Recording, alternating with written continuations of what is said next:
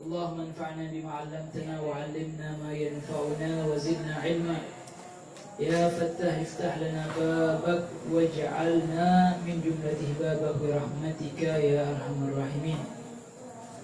Alhamdulillah, segala puja dan puji syukur kehadiran Allah Subhanahu wa taala yang mana atas segala karunia nikmatnya Allah Subhanahu wa taala masih memudahkan langkah-langkah kaki kita menuju tempat yang insyaallah dirahmati oleh Allah Subhanahu wa taala. Alhamdulillah, kita bersama-sama berkumpul di rumah yang insyaallah penuh dengan limpahan dari rahmatnya Allah Subhanahu wa taala. InsyaAllah Allah Subhanahu wa ta'ala panjangkan umur sahibul bait, dan juga Allah Subhanahu wa ta'ala panjangkan umur kita dan senantiasa menjaga kita dan memudahkan semua hajat-hajat kita dan mengabulkan semua doa-doa kita. Baru saja kita membaca zikir-zikir kepada Allah Subhanahu wa ta'ala, membaca doa-doa kepada Allah Subhanahu wa ta'ala, membaca kalimat tauhid, yaitu la ilaha illallah, yang mana pembacaan dari la ilaha illallah ini sangat besar faedahnya. Banyak disebutkan daripada hadis-hadis Nabi Muhammad sallallahu alaihi wa ala alihi wa sahbihi wasallam bahwasanya al-imanu bid'un wa sab'un au bid'un wa sittuna syu'bah. Iman itu ada 70 atau 60 bagian. Yang paling afdal adalah qaulu la ilaha illallah, mengucapkan la ilaha illallah. Dan yang paling rendah yaitu adalah menyingkirkan gangguan daripada jalan. Dan di dalam hadis lainnya Nabi Muhammad sallallahu alaihi wasallam menyampaikan la ilaha illallah, yaitu daripada hadis qudsi, la ilaha illallah hisni. La ilaha illallah, kalimat la ilaha illallah adalah hisni, bentengku, kata Allah Subhanahu wa taala.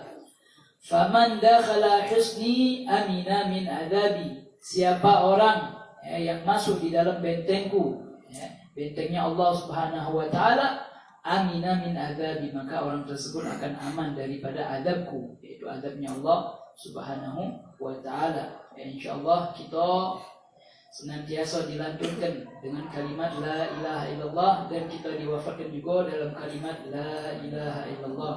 Amin ya rabbal alamin. Al-hadith tasi ashar, itu hadis ke-9, diriwayatkan oleh sahabat yang bernama Jabir. An Jabirin radhiyallahu anhu qala Rasulullah sallallahu alaihi wasallam, yub'atsu kullu 'abdin 'ala ma mata 'alaihi, rawahu Muslim. Hadis ini diriwayatkan oleh sahabat yang bernama Jabir bin Abdullah Al-Ansari, bahwasanya Rasul sallallahu alaihi wasallam bersabda, yub'atsu kullu 'abdin 'ala ma mata 'alaihi, seseorang akan dibangkitkan atas keadaan meninggalnya, atas keadaan kematiannya. Syarhul hadis qauluhu sallallahu alaihi wasallam, yub'atsu kullu 'abdin 'ala ma mata 'alaihi, ayyub'atsu yaumal qiyamah, wa fihi al-hath 'ala mudawama muraqabati nas wal ibtial an kulli ma yukhzi. Faman khafa al-fadhiha fi dunya satarahu Allah fi akhiratihi, wa man istahana bil ma'asi fadahahu Allah ta'ala 'ala ru'usil ashad yaumal qiyamah, wallahu ta'ala a'lam.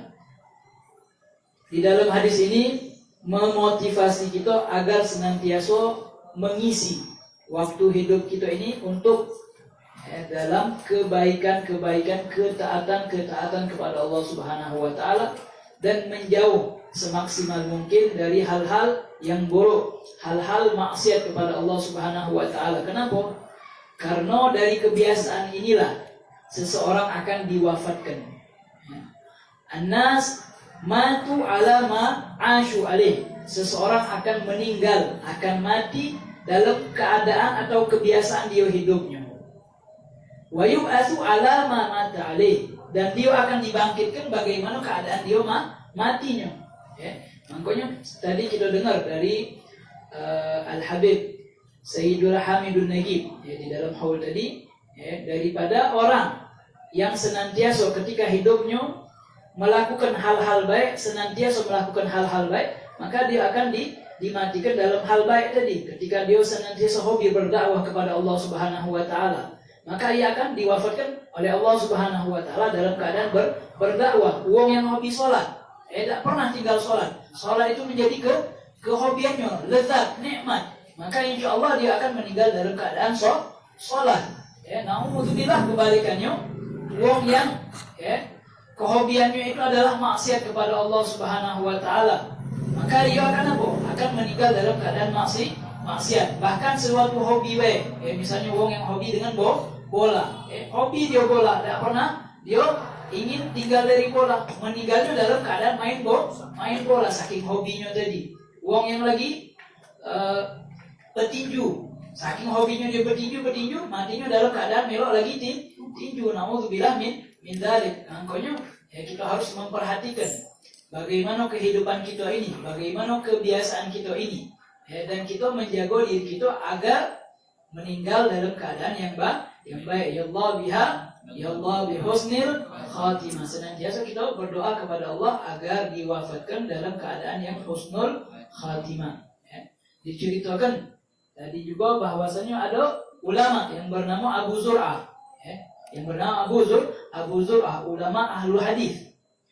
Dia ini sangat senang dengan hadis sampai detik-detik kewafatannya ketika beliau ingin sakaratul maut. Lalu murid-muridnya, ulama-ulama pada zamannya, Abu Zur'ah ini disegeni datang kepada Abu Zur'ah yang mereka berniat untuk apa? Untuk mentalkin Abu Zur'ah tadi. Tetapi mereka tidak memiliki keberanian. Mereka tidak memiliki keberanian. Kenapa? Karena ini orang lebih hebat dari mereka. Ini adalah pemimpin mereka, wong yang disegeni. Akhirnya mereka bingung, mana. Akhirnya ada yang menunjuk saran, bagaimana kalau kita membaca hadis di depan Abu Zur'ah tadi. Yang mana hadis tadi membahas tentang talqin la ilaha illallah. Akhirnya mereka datang ke rumah Abu Zur'ah. Lalu mereka membahas hadis, dengan sanad-sanadnya. Diriwayatkan dari fulan. Lalu yang sikok tadi lupa. Kenapa? Karena gemeteran. Nyingok Abu Zur'ah. Karena ini wong yang disegeni. Yang sikoknya lagi maco. Di pertengahan dia lupa. Akhirnya tak lama dari situ, Abu Zur'ah yang lagi menghadapi sakaratul maut tadi melanjutkan pembacaan hadis tadi.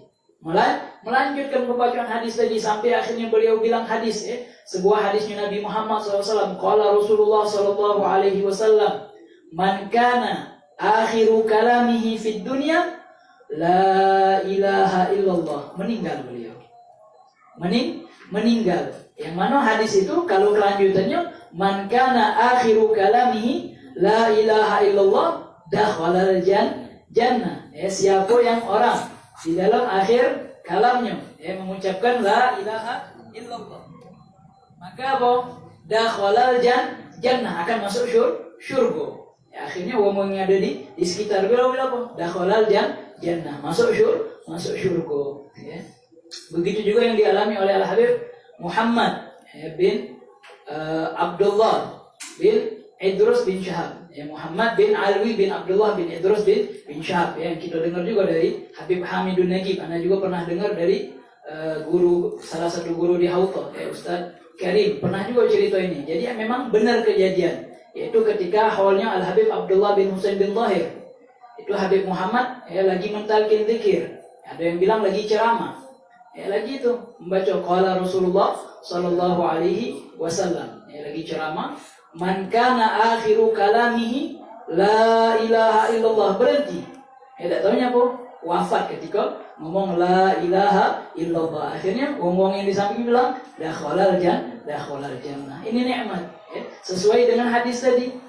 Seseorang akan dibangkitkan atas keadaan bagaimana dia meninggal. Hadis yang lainnya, seseorang akan diwafatkan bagaimana keadaan kebiasaan dia hidup. Maka siapa yang kebiasaannya baik, maka insya Allah dia akan diwafatkan dalam keadaan yang baik. Dan kebalikannya, naudzubillah min dzalik, siapa yang kehidupannya, kebiasaan hidupnya adalah sesuatu yang jelek, maka ia pun akan diwafatkan dalam keadaan jelek. Naudzubillah min dzalik. Makanya di dalam hadis ini adalah fihil hath ala tahsinil amal. memotivasi kita agar senantiasa memperbaiki kita punya amal, buat izdiad min taat, dan menambah ketaatan kita fi sairil awqat, dalam setiap waktu. Karena kita ini tidak tahu kapan wafat itu datang. Soalnya kematian ini dia tidak akan izin dulu. Berbeda dengan Nabi Muhammad SAW. Kalau Nabi Muhammad, malaikat izin dulu. Izin dulu sama Nabi Muhammad. Kalau kita udah kata istilah izin. Kalau sudah datang waktunya, langsung dicabut oleh Allah Subhanahu wa Ta'ala. Dan kematian ini tidak pandang bulu. Siapapun itu, nak kecil, nak besar, nak muda, nak tua, maka dia akan apa? Akan datang ketika waktu tersebut sudah datang. Bahkan diceritakan pada zamannya Nabi Sulaiman alaihi salam. Mungkin cerita ini sering diceritakan tentang bagaimana kematian itu pasti akan datang di waktu yang tepat. Pernah suatu hari Nabi Sulaiman alaihi salam lagi majlis. Nabi Sulaiman itu kita ketahui nabi dan raja.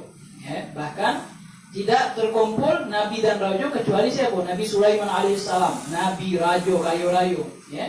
Itu Nabi Sulaiman yang hadir majlisnya itu bukan manusia, manusia, jin, malaikat bahkan itu hadir di majlisnya Nabi Sulaiman.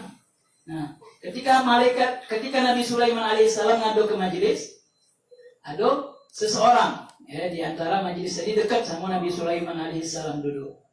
Lalu wong tadi merasa diawasi oleh wong lain, wong lain. Wong tadi ngawasi wong tadi dengan berbeda gitu, diawasi terus, dipoto terus wong ini, sehingga wong tadi apa? Ketakutan. Ngapa ngawasi aku terus? Kita kalau dijingok wong terus, apa namanya? Ada rasa cak mano gitu, ngapa dia dijingok aku terus? Ada apa? Ada kendak.